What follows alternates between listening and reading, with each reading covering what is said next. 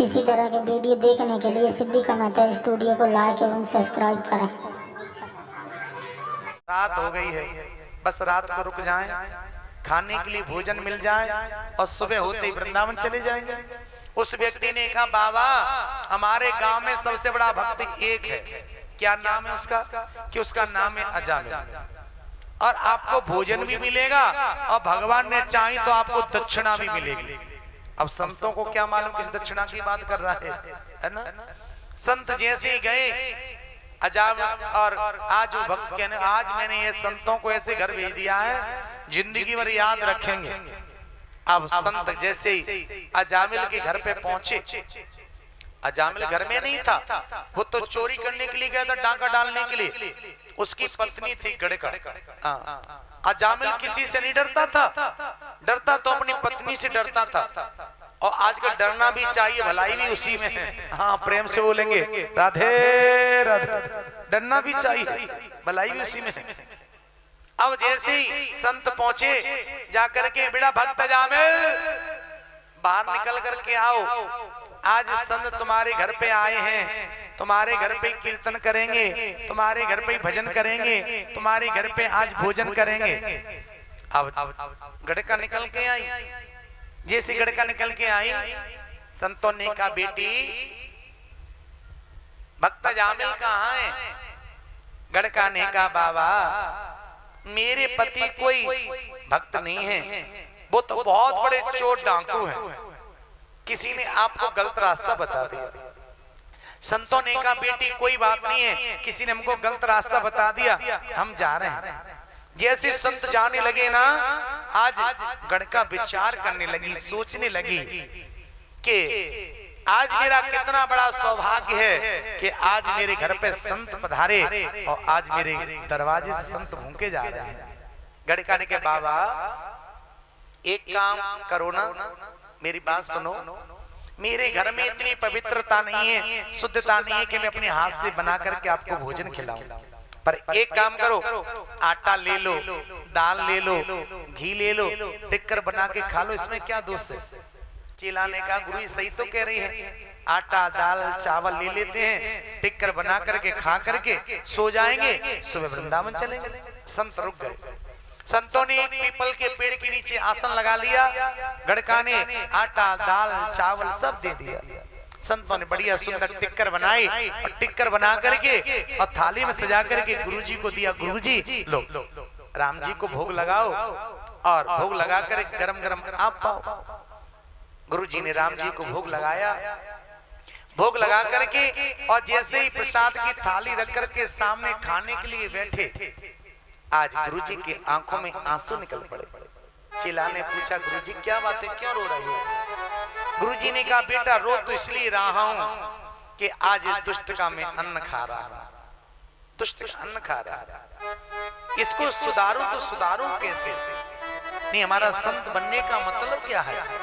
यार हमने दुष्ट व्यक्ति को सुधार नहीं पाया तो हमारा संत बनने का बेटा मतलब क्या है?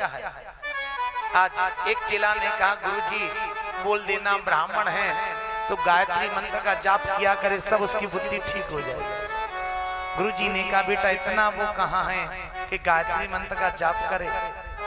एक चेला ने कहा, गुरुजी बोल देना हनुमान चालीसा का पाठ किया करे, हनुमान जी महाराज सब बुद्धि ठीक कर देंगे। गुरुजी ने कहा, बेटा इतना कहाँ है कि वो हनुमान चालीसा करे? एक चेला ने कहा, गुरुजी सब छोड़ो, एक बात कह देना उससे कि मंगलवार को सुंदरकांड का पाठ कर लिया करे, बस हनुमान जी महाराज से उसकी बुद्धि ठीक कर देंगे। गुरुजी ने कहा, बेटा वो आपको दिख रहा है कि सुंदरकांड का पाठ करेगा? वो तो रोजाना घर से बाहर जाता है, लंका कांड करता है रोजाना, है ना? सुंदरकांड का पाठ करेगा? लंका कांड करता है रोजाना। तब तक अजामिल बड़ा डाका डाल करके बहुत सारा धन लूट कर कंधे पर रख करके लेके आया। जैसे संतों को दरवाजे पर देखा, आग बबूला होने लगा, आग बबूला। संतों ने कहा, अरे भक्त अजामिल, संतों ने क्या बात है, मेरे दरवाजे पर कैसे आए? जोश से डांटने लगे। आज संतों ने कहा बेटा तुम्हारे घर पे संत पधारे हैं और आज तुम्हारे घर पे भोजन किया है और तुम्हारे घर पे कीर्तन करेंगे। और बेटा तुम्हें पता नहीं है भक्त अजामिल, जब ब्राह्मण संत भोजन करते उनको दक्षिणा देनी पड़ती है, क्या दक्षिणा नहीं दोगे? अजामिल, ओ बाबा जी भूतों से पूत मांग रहे हो? अरे सबसे बड़ी दक्षिणा मेरी यही है कि अपना कमंडलू चिमटा यहाँ रख जाओ और जाओ यहाँ से। किसने बुलाया तुमको? जैसे अजामिल डांटने लगा संतों को, गणका ने सुना कि मेरे पति आ गया। जैसे ही गणका निकल के आई, गणका ने क्या बात है, क्या संतों को क्यों डांट रहे हो? क्या संतों ने तुम्हारे घर पे 2 टिक्कर बना के खा लिए तो तुम्हारा कोई कुछ बिगड़ गया क्या? तुम्हारा कुछ ले गए क्या? इस बात को जैसे ही गणका ने कहा ना, सो अजामिल डाउन हो गया। ओहो देवी आपने बुलाया है, मुझे क्या पता था। एक दिन क्या 10 दिन रख लो, डाउन हो गया। 10 दिन रख लो, मुझे कोई परेशानी नहीं। आज संतों ने कहा अजामिल बेटा हम तो दक्षिणा की बात नहीं कर रहे, पैसे वाली बात नहीं कर रहे, एक बात मान जाओ बेटा। अजामिल बोलो मानने वाली होगी तो मानूंगा, अन्यथा मैं नहीं मानूंगा। अच्छा तुम ये बताओ तुम्हारे कितने बेटा हैं? कितने बेटा हैं? के मेरे 9 बेटा हैं, 10वां होने वाला। बस बेटा एक बात मान जाओ कि जो 10वां वाला बेटा होना इसका नाम नारायण रख देना, नारायण। अजामिल कहने लगा ओ बाबा जी इतना पुराना नाम मैं रखने वाला नहीं हूँ, मैं तो आजकल नए नाम रखूंगा, सेंकी टंकी टूटी फूटी ऐसे नाम रखूंगा, मैं नारायण नाम नहीं रख सकता। प्रेम से बोलेंगे राधे राधे। एक माता जी थी, माता जी हाँ, अब माता जी के 2 बेटी थी, 2 बेटा थे। एक बेटी का नाम था फटी और एक का नाम सड़े, एक का नाम पिंचर, एक का नाम बासी। 4 नाम थे बच्चों के। एक दिन माता जी के दामाद आए, दामाद। अब दामाद आए तो माता जी ने देखा बड़ी खुश, भाई दामाद आया है बड़े दिनों के सालों के बाद, क्या करूं, कहाँ बैठा रहूं, क्या खिलाऊं, है ना। जैसे दामाद को देख करके उस माता जी ने आवाज लगाई अरे टूटी खाट लेके आइयो। दामाद ने सोचा सास की बुद्धि खराब है ना, ये 2 साल के बाद आज आया हूँ और टूटी खाट पे बैठा रही है। दामाद ने नहीं नहीं माता जी 4 पाई की कोई जरूरत नहीं है खाट की, ये जमीन कितनी सुंदर, यहीं बैठ जाएंगे।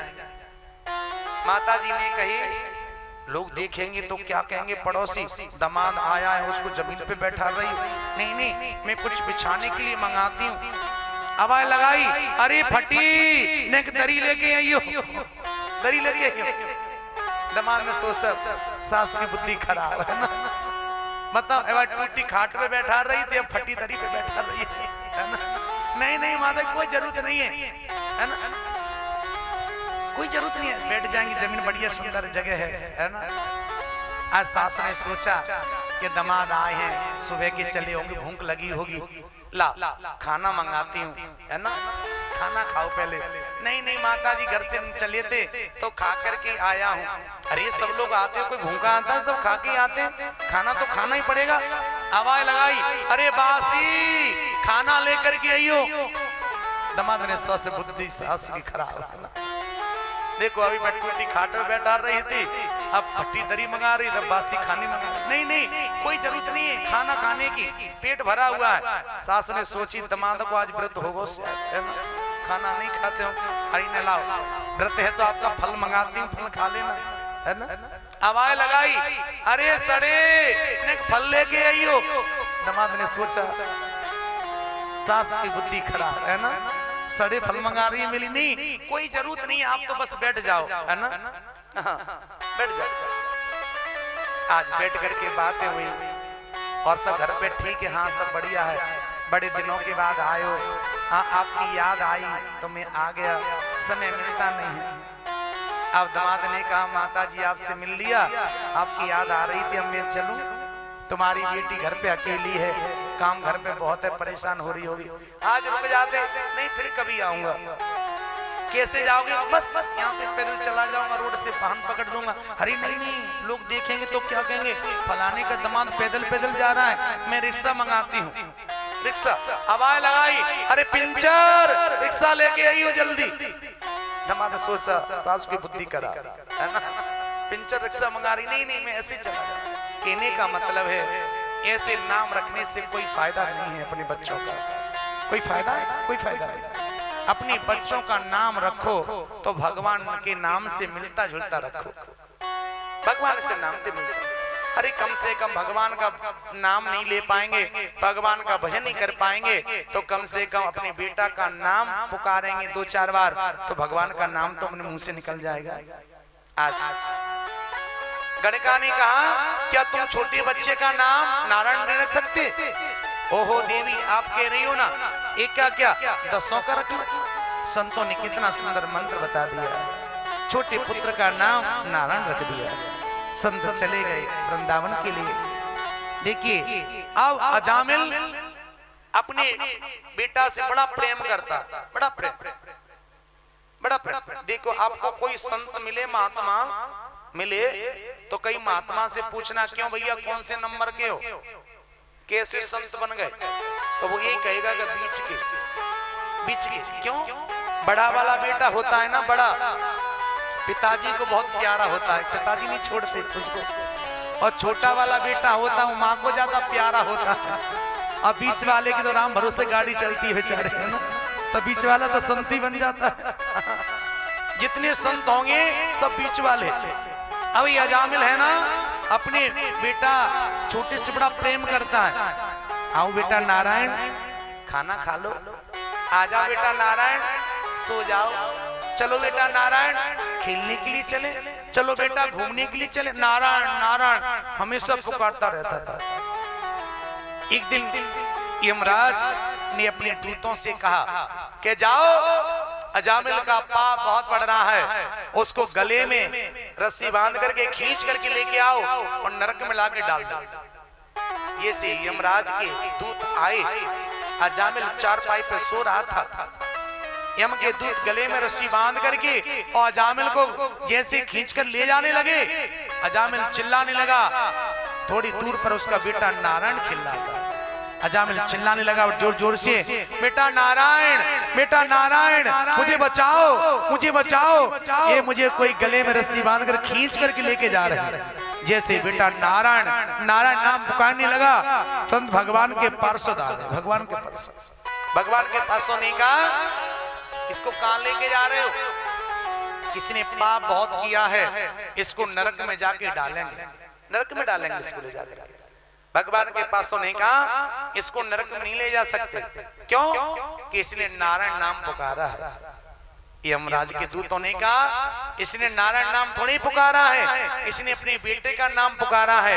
भगवान के पास तो ने कहा चाहे बेटा का नाम लेकर के पुकारो, चाहे नाती का नाम लेकर के पुकारो, इसने नाम तो नारायण ही पुकारा है, इसको नरक में नहीं ले जा सकता। आज भगवान के पासों ने यमराज से अजामिल को छुड़ाया। आज अजामिल विचार करने लगा कि जब मैं अपने बेटे का नाम पुकार रहा था तब मैं नरक से बच गया, तो भगवान का नाम क्यों ना लूं, तो क्यों नहीं मेरी मुक्ति हो जाएगी। आज अजामिल जंगल में चला गया और जाकर के और भगवान का नाम पुकारने लगा, भजन करने लगा और भगवान के धाम के लिए प्रस्थान किया। देखिए कितनी भगवान के नाम में महिमा है।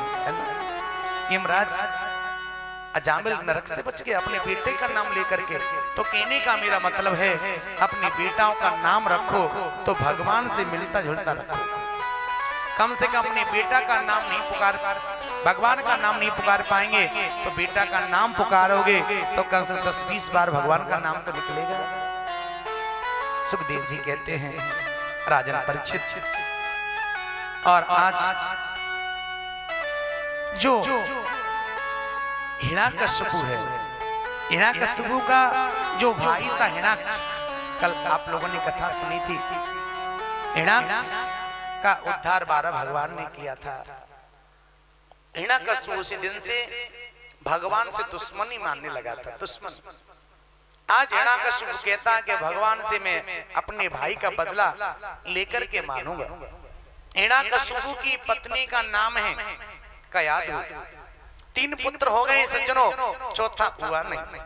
आज हिरण्यकश्यपु अपनी पत्नी कयाधु से कह के गया कि मैं तपस्या करने के लिए जा रहा हूं, ब्रह्मा जी की तपस्या करने के लिए जा रहा हूं।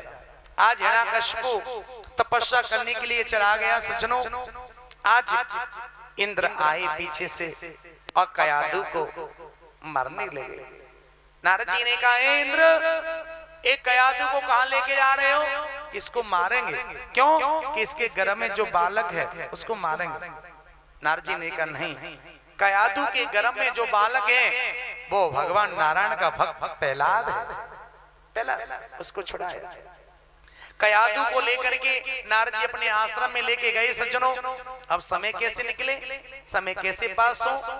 अब नारद जी बन गए वक्ता और कयाधु बन गई श्रोता। नारद जी कथा सुनाते हैं और कयाधु बैठ करके सुनती हैं और प्रहलाद अपनी माँ के पेट में सारी भगवान की बारे में श्रवण कर रहे हैं। जब हिरण्यकश्यपु तपस्या करके आए सज्जनों, तब कयाधु के गर्भ से प्रहलाद का जन्म हुआ सज्जनों। प्रहलाद का आज प्रहलाद धीरे धीरे बड़े हो रहे हैं सज्जनों, बड़े हो रहे हैं। आज हिरण्यकश्यप विचार करने लगा कि मैं अपने बेटा को सुंदर अच्छी पढ़ाई करवाऊंगा। आज हिरण्यकश्यप अपने बेटा को लेके गए और गुरुकुल में जाकर के छोड़ दिया। कहा, और गुरुकुल के जो आचार्य हैं वो षंडामर्क हैं, शुक्राचार्य के पुत्र हैं। कहा, हिरण्यकश्यप ने, ये मेरा बेटा है, इसको सुंदर अच्छी शिक्षा देना, अच्छी पढ़ाई कराना, और छोड़ करके चले आए। आज प्रहलाद गुरुकुल में रहते हैं। प्रहलाद कभी कभी बैठे बैठे हंसने लगते हैं, कभी कभी प्रहलाद रोने लगते हैं। रोते तो इसलिए हैं प्रहलाद, प्रभु क्या मेरा जीवन ऐसे निकल जाएगा, क्या आपका दर्शन नहीं होगा? हंसते इसलिए हैं, प्रभु आपने मुझे मनुष्य जीवन दिया। हंसते इसलिए हैं। आज हिरण्यकश्यप ने विचार किया कि मैं चलो अपने बेटा से मिलकर के आऊं। मेरे बेटा ने क्या सुंदर पढ़ाई की है। जाकर के पहुंचे गुरुकुल में, प्रहलाद को गोदी में लिया, प्यार से पूछा, बेटा प्रहलाद गुरुकुल में रह करके तुमने क्या सीखा है, क्या पढ़ाई की है, लाओ मुझे सुनाओ। आज प्रहलाद ने कहा, पिताजी मैं नारायण के अलावा किसी को नहीं जानता, नारायण के अलावा मैं किसी को नहीं जानता। जैसे नारायण नाम सुना, आज शर्मा में गुरुजी से कहा, मेरे बेटा को क्या पढ़ा रहे हो? मेरा बेटा नारायण का नाम जपता है, मेरे दुश्मन का नाम लेता है। क्या मैंने यही पढ़ाने के लिए आपके गुरुकुल में छोड़ा है? इसको अच्छी तरह पढ़ाओ। आज शर्मा में गुरुजी ने कहा, पता नहीं नारायण नाम कहां से सीख गया, हमने तो ये पढ़ाया ही नहीं, जैसा आप कह के गए थे वैसा ही पढ़ाया था। आज हिरण्यकश्यप ने कहा, मेरे बालक का ज्यादा ध्यान रखो, उस प्रहलाद का, ये नारायण नाम नहीं ले पाए। आज हिरण्यकश्यप चले गए। जाकर के फिर कुछ दिनों के बाद हिरण्यकश्यप फिर आए, फिर आकर के और प्रहलाद को गोदी में लिया। बेटा प्रहलाद, अच्छा एक बात बताओ बेटा प्रहलाद, तुमने गुरुकुल में रह करके क्या सीखा है, क्या पढ़ाई की है, आज मुझे बताओ।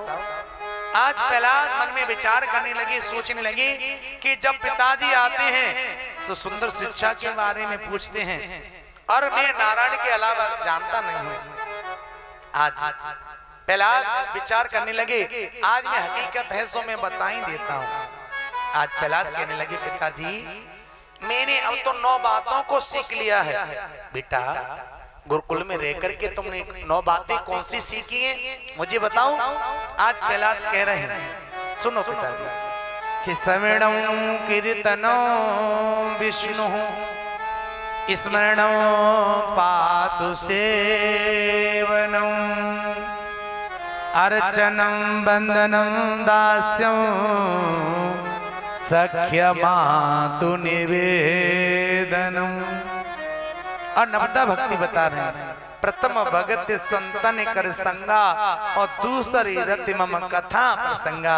पिताजी भगवान का अर्चन करो, बंधन करो, पूजन करो, संतों का संग करो, संतों की सेवा करो, भगवान नारायण का भजन करो, बस इसी में, इससे और कोई सारांश नहीं है। सबसे बड़ी भलाई है इसी में। जैसे ही कहा ना, आज हिरण्यकश्यप ने प्रहलाद को गोदी से नीचे पटक दिया। प्रहलाद, मैंने तुम्हें समझाने का बार बार प्रयास किया, आपकी समझ में नहीं आई, समझ में नहीं आई। प्रहलाद, हे धर्मनीत मंदात्मना, कुल भेद करा धमा। प्रहलाद, मैंने समझाने का बार बार प्रयास किया पर तेरी समझ में नहीं आई। आज प्रहलाद को भूखा रखा गया सज्जनों, भूखा रखा गया। प्रहलाद को अग्नि में जलाया गया, कुछ नहीं बिगड़ा। प्रहलाद को पहाड़ से गिराया गया, बिच्छू सर्पों से कटवाया गया, प्रहलाद का कुछ नहीं बिगड़ा सज्जनों। आज हिरण्यकश्यप ने कयादू से कहा, एक कयादू पकड़ एक जहर की कटोरी पिला इसके प्रहलाद को। ऐसी कौन माँ होगी सज्जनों अपने बेटा को जहर पिला दे, कौन होगी? कयादू हाथ में जहर की कटोरी लिए है, कयादू के हाथ कप रहे हैं, कयादू रो रही है। आज हिरण्यकश्यप करे, कयादू पकड़ पिला इसको जहर प्रहलाद को। आज प्रहलाद कहते, माँ लाओ जहर तुम्हें पी लूंगा, कुछ नहीं होगा, चिंता मत करो, लाओ। आज प्रहलाद ने अपनी माँ के हाथ से जहर की कटोरी ली और कटोरी लेकर के और गटक गटक गटक पूरे जहर को पी गई। जैसे पिया जहर, कुछ नहीं बिगड़ा सकता, कुछ नहीं। आज प्रहलाद को फिर भेज दिया गुरुकुल में, भेज दिया। आज असुर बालक कह रहे हैं, प्रहलाद तुम इतने हटीले क्यों हो गए हो, कितने हटीले क्यों हो गए? अरे तुम्हें भजन करना है तो बुढ़ापे में कर लेना। अरे नारायण हमें क्या देते, कुछ नहीं, हमारी सेवा करते तो माता पिता हमारी सेवा करते हैं, दूध दही मिलता है खाने के लिए तो गाय के नीचे से मिलता है, तुम क्यों नारायण का भजन करते हो? प्रहलाद तुम कितने हटीले क्यों हो गए हो? प्रहलाद जलाया तुम्हें जाता है, जलन हमको होती है, भूखा तुम्हें रखा जाता है, प्रहलाद तड़पन हमको होती है। असुर बालक कह रहे हैं। और प्रहलाद जो तुम्हें पढ़ाया जाता है वही हमें पढ़ाया जाता है, और जो तुम्हारे गुरुजी हैं वही हमारे गुरुजी हैं। ये तुम नारायण नाम कहां से सीखे? प्रहलाद ने कहा असुर बालकों से, मेरे गुरुजी ये नहीं है। हाँ, मेरे गुरु शरणामर गुरु थोड़ी हो सकते कि गुरु सीखे अंध बंद कर लेखा, एक सुने एक नहीं देखा। मेरे गुरुजी ये नहीं है, एक गुरुजी को कान से सुनाई नहीं देता, एक गुरुजी को आंखों से दिखाई नहीं देता, ये मेरे गुरुजी थोड़ी हो सकते हैं। अरे मेरे गुरु तो नारद है, नारद। मैंने अपनी माँ के गर्भ में ही सारी बातें नारायण के बारे में श्रवण कर लिया था, मेरे गुरु नारद है। आज असुर बालकों ने कहा, प्रहलाद तेरे नारायण के कीर्तन तो हम भी करना चाहते हैं पर हमें करना नहीं आता। प्रहलाद ने कहा, आप कीर्तन करना चाहते हो मेरे नारायण का? इच्छा तो है पर हमें करना नहीं आता। आज प्रहलाद ने कहा, वो तो कीर्तन करना तो मैं सिखा दूंगा। आज प्रहलाद ने असुर बालकों के हाथ में मंजीरा दे दिए, किसी के हाथ में मृदंग दे दिया और किसी के हाथ में झांझ दे दी। और आज प्रहलाद कह रहे हैं कि तुम मेरे साथ कीर्तन करके देखो, बड़ा आनंद आएगा। और आज प्रहलाद असुर बालकों को कीर्तन करा रहे हैं और बढ़िया सुंदर कीर्तन चल रहा है। और प्रहलाद कह रहे हैं, प्रभु ये लगन लगी है और टूट ना जाए, है ना? ओ लागी लगन मत तोड़ना, ओ लागी लगन मत तोड़ना, हरे जी मोरी लागी मोरी लागी लगन मत तोड़ना, लागी लगन मत तोड़ना, प्यारे लागी लगन मत तोड़ना, लागी लगन मत तोड़ना,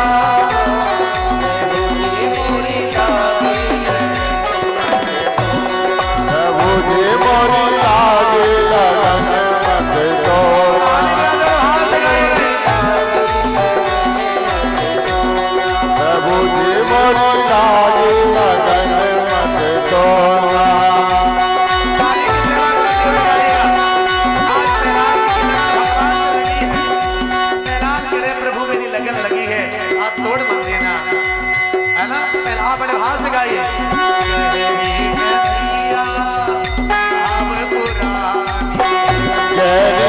नदिया नाद पुराने, गहरी नदिया नाद पुराने, गहरी नदिया नाद पुरानी, गहरी नदिया नाद पुराने, नदिया नाद पुरानी,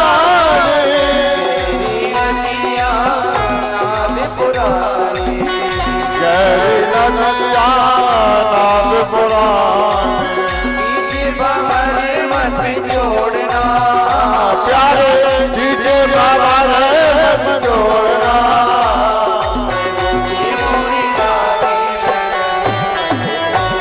प्रभु जी मोरी लागी लगन मत छोड़ना।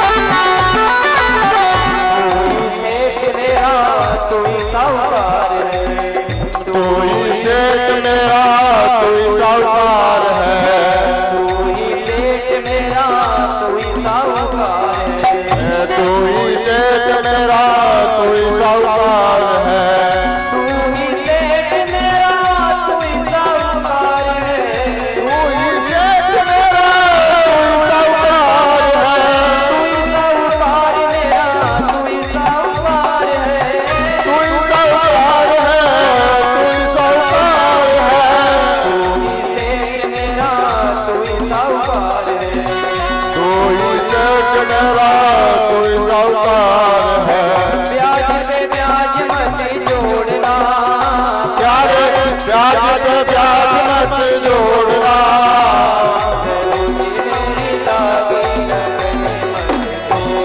प्रभु जी मेरी लागी लगन मत तोड़ना।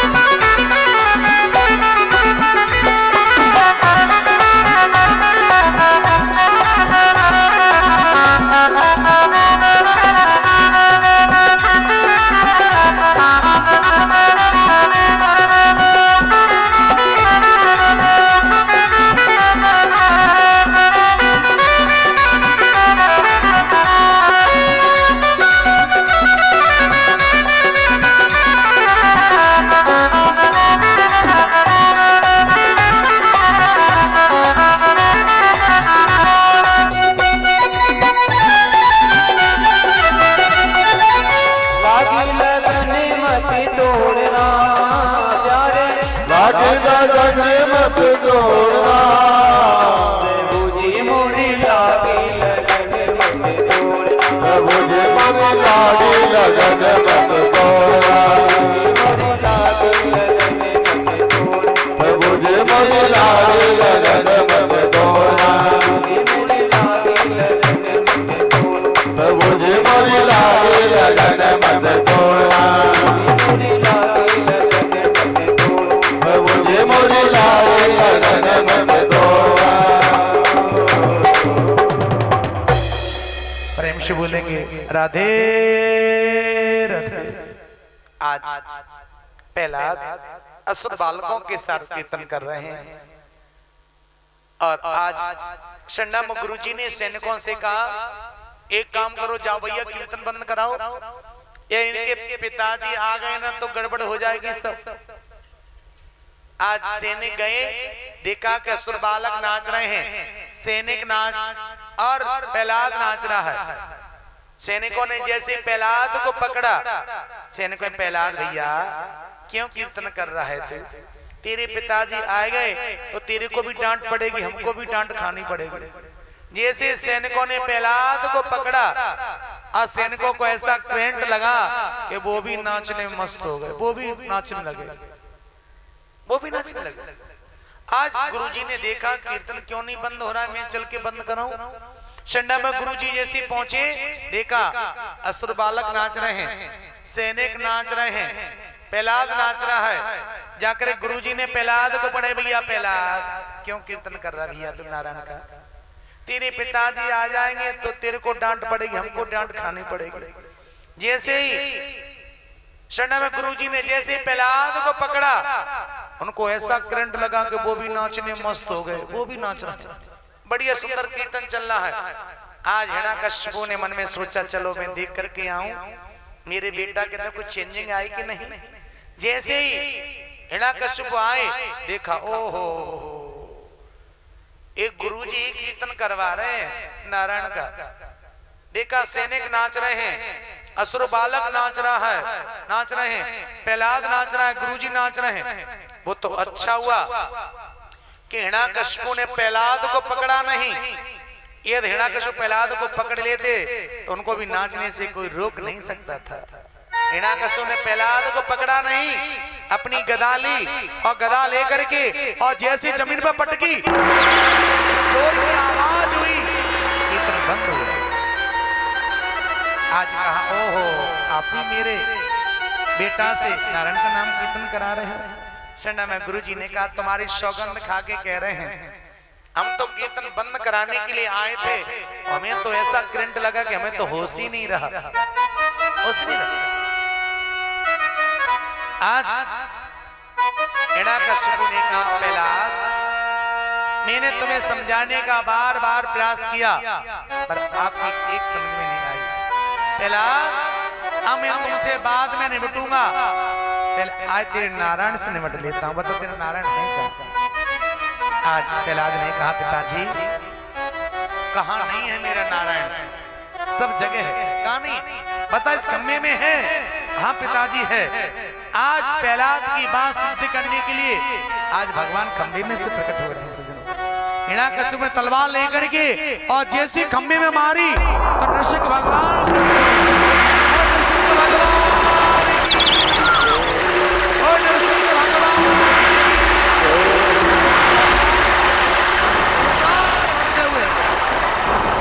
जैसे नृसिंह भगवान प्रकट हुए और हिरण्यकश्यप भागने लगा।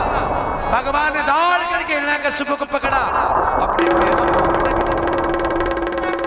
आज भगवान ने कहा अब हम तुम्हें मारेंगे, अब हम तुम्हें मारेंगे। हिरण्यकश्यप ने कहा आप मेरे को मार नहीं सकते, मार नहीं सकते। क्यों?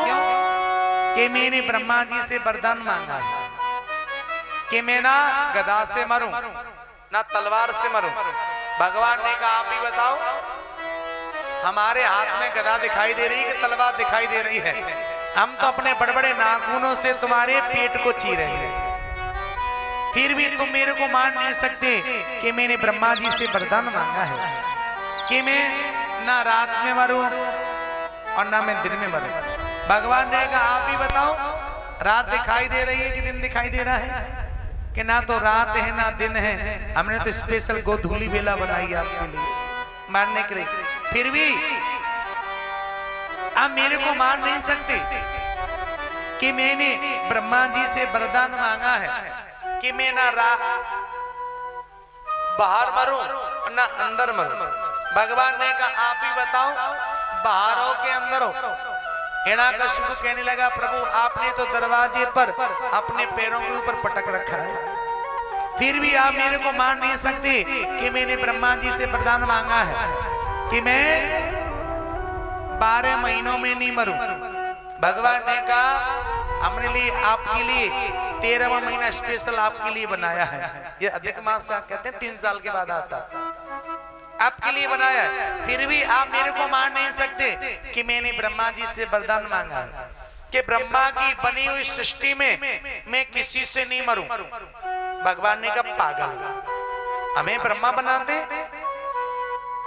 हम ब्रह्मा को बनाते हैं, तो आप कौन है? कि मैं नारायण हूं। जैसे नारायण नाम सुना हिरण्यकशिपु ने भगवान के हाथ छूट करके भागने लगा। भगवान ने दौड़ करके हिरण्यकशिपु पकड़ा, पकड़ के अपने पैरों पर लगा, अपने बड़े बड़े नाखूनों से उसके पेट को चीर करके और हड्डियों को निकाल करके अपने गले में धारण कर नरसिंह भगवान की जय हो। और भगवान का क्रोध शांत नहीं होता, हुंकार भर रहे हैं। देवता लोग बता रहे हैं, आज देवता लोग विचार करने लगे कि भगवान का क्रोध ऐसे शांत नहीं होगा। यदि भगवान ऐसे क्रोध करते रहे तो प्रलय हो जाएगा। आज देवता लोग दौड़े दौड़े लक्ष्मी जी के पास गए। लक्ष्मी जी ने पूछा देवताओं कैसे आए? देवताओं ने कहा मां भगवान नारायण बड़ी गुस्सा कर रहे हैं, ऐसी गुस्सा करने प्रलय हो जाएगा, जल्दी चलो। लक्ष्मी जी ने कहा वैसे तो मेरे पति को गुस्सा नहीं आती, और आ भी गई होगी ना तो मेरे को देख करके सब उन्हें गुस्सा ठंडी हो जाएगी। मैं कह दूंगी ये अपने ही तो बालक के क्यों डरा रहे हो? और लक्ष्मी जी क्या मालूम कि कोई बब्बर सिर बना बैठा। लक्ष्मी जी तो ये जानती थी यही मेरे पति होंगे जिनके मैं पैर दबाती हूँ। लक्ष्मी जी ने बढ़िया 16 श्रृंगार करके पैरों में पायल बांध करके और आरती की थाली ले करके और छम छम छम छम करते पहुंची। जैसे नरसिंह भगवान के सामने पहुंची और जैसे आरती उतारने लगी, जैसे आरती करने लगी ना, और नरसिंह भगवान ने जैसे लक्ष्मी जी को देखा एक हुंकार,